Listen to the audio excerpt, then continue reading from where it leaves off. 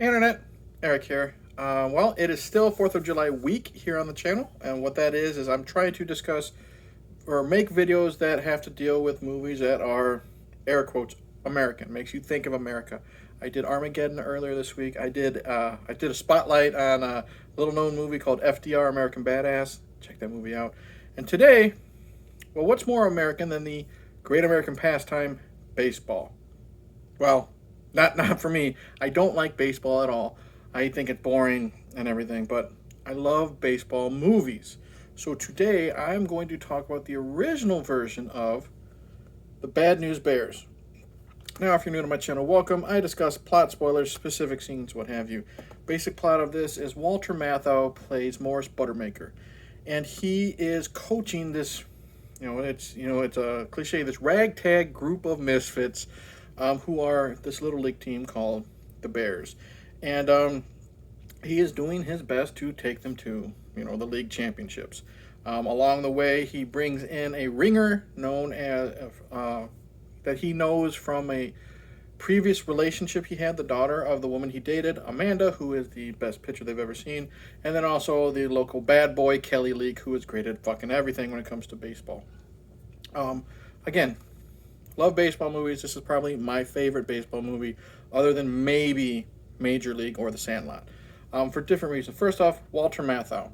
He is such a curmudgeon. He is so angry, and everything just gets on his nerves. And he's an alcoholic, and he like I said, he's just curmudgeon. He's such a grump, and he wishes he had better things to do than to train this group of misfits. I guess he was a big deal in the major league, not the major league, the minor leagues, and it's basically following him, dealing with these kids, and eventually him creating a bond with them.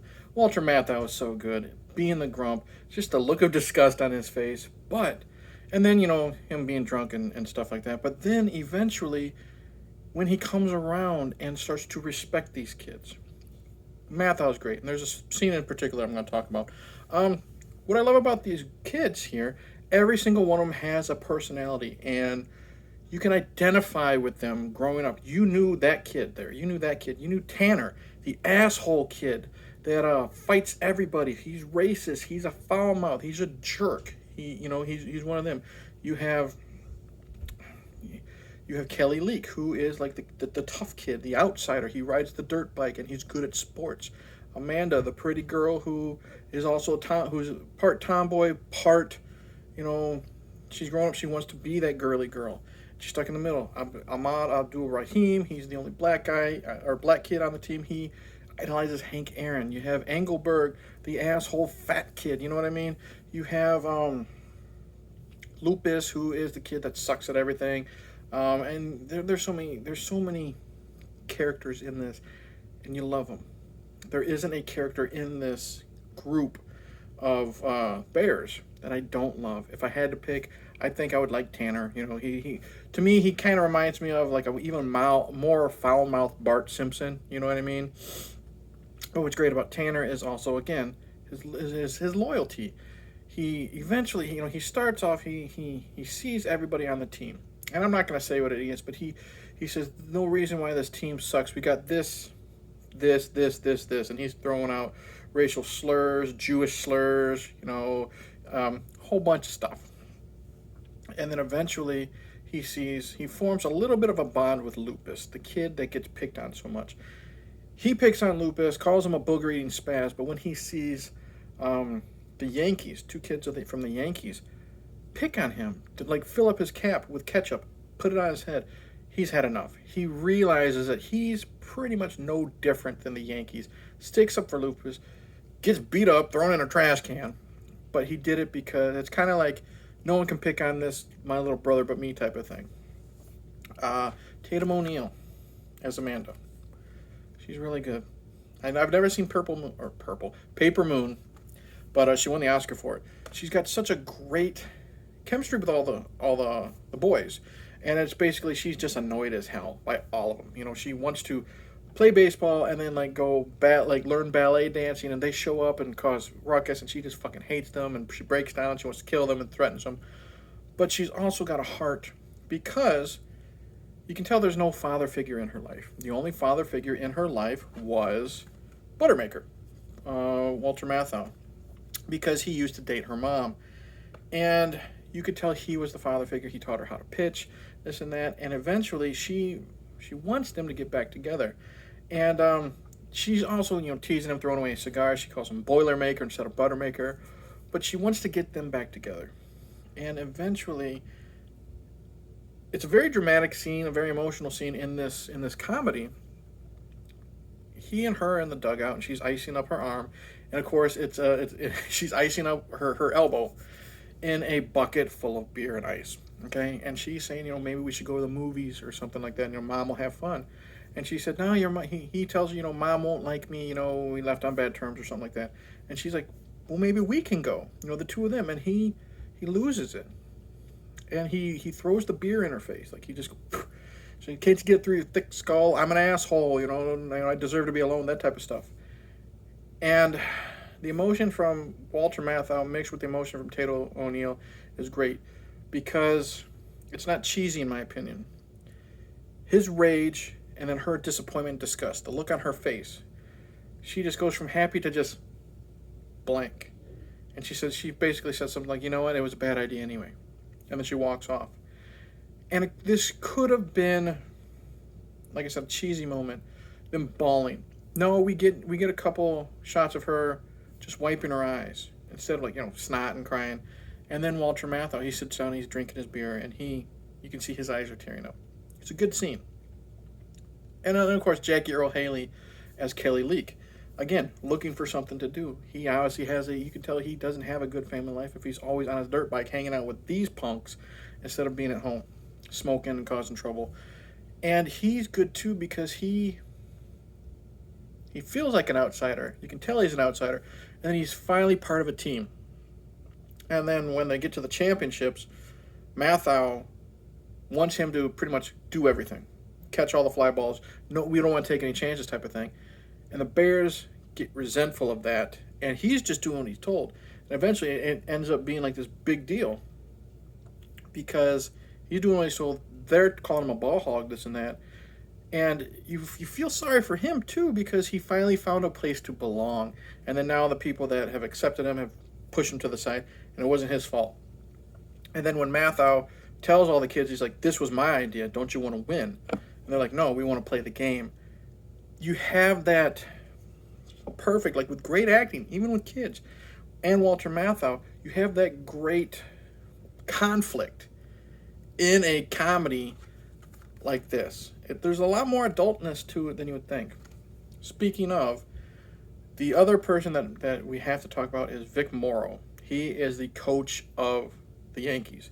Vic Morrow, if you don't know him, he's in a favorite movie of mine, Humanoids from the Deep. Most epic white man afro I've ever seen. And he was the one sadly killed making the Twilight Zone movie. In this, like I said, he plays the coach of the Yankees, and he's an asshole. You know what I mean? Sports come first type of thing.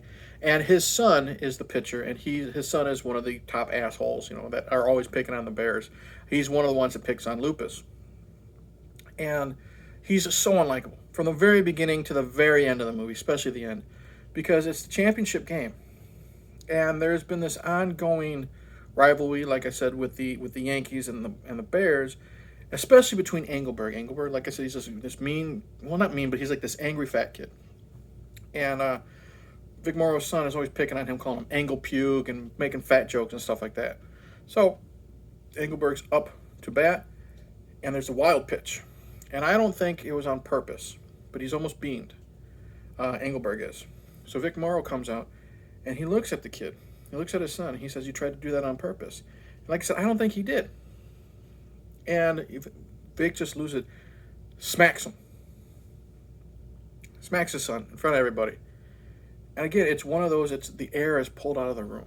It's like, what would you do if you were in the crowd and you fucking saw that? Because we saw the Bears quiet. The kids especially, they're shocked.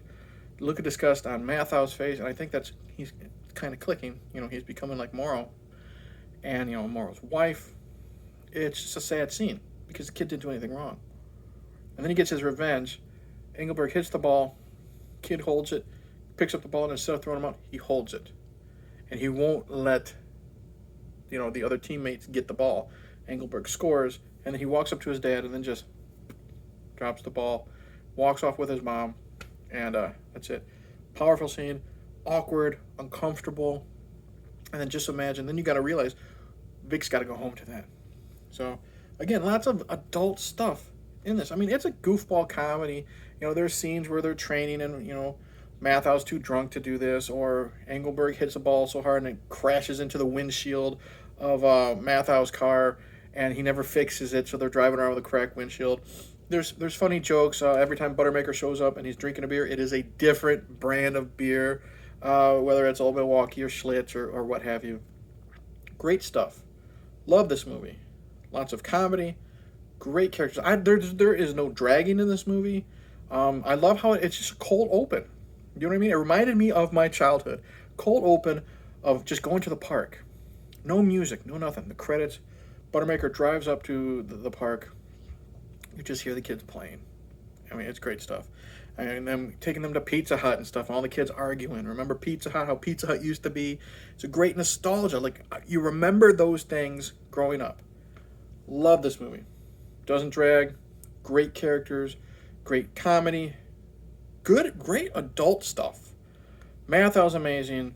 Tatum O'Neal's amazing. Jackie Earle Haley is amazing. Every misfit is amazing. Vic Morrow, perfect asshole.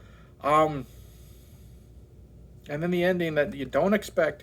I'm glad it happened. And I'll leave it at that in case you're one of the few people that haven't seen this. So I highly, highly recommend The Bad News Bears. When this came on Blu-ray, I bought it first day. I love it that much. So that's it. Thank you for watching. Like and subscribe. Comment below. Tell me what you think. Click the bell. All that crap. I've had fun doing this 4th of July week. It's going to end this Saturday with, what's more, with a live stream of Arnold Schwarzenegger's Commando. Because what's more American than an Australian immigrant who becomes one of the biggest, action movie stars in history and becomes governor? That's the American dream. And we're going to watch him kill a bunch of bad guys Saturday, 9 p.m. Central Time. They're doing they're mowing the lawn and trimming the weeds and all the bushes out there. So I don't know if you can hear this. So I'm getting the fuck out of here now. So like and subscribe, all that crap. Watch The Bad News Bears. I'm done because you probably can't hear me now. Cheers.